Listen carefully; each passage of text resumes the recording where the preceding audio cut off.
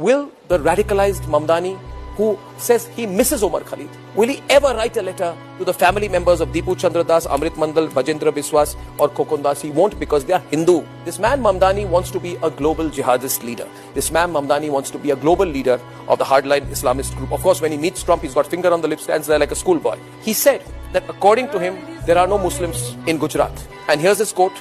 He says, Muslims were eradicated from Gujarat during the 2002 riots. People don't even believe we exist anymore. Mamdani, you're such a fool, you're such a fraud, you're so illiterate, you're so ill-informed, you know nothing about India. By the way, illiterate Mamdani, there are more Muslims in Gujarat than there are in all of the United States of America. These are the facts.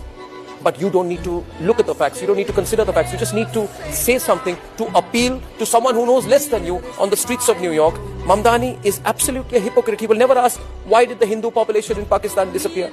He never asked, why were Hindus eradicated in Bangladesh? He would never say of these things, ladies and gentlemen. He describes our Prime Minister as a war criminal, but he has no problems when his boss, Donald Trump, goes and meets an ISIS terrorist who turned into the president of Syria, and he calls this man, Ahmad al-Shara, as a young, attractive guy, a tough guy with a strong past. Mamdani never asked Donald Trump that, Mr. Donald Trump, why are you shaking hands with the terrorists, doing business with the terrorists? This is an ISIS man. He should not be doing business with America. But Mamdani, who stands there with his hands clasped like a schoolboy in front of Donald Trump, would never ask this question. But he would support Omar Khalid, who said,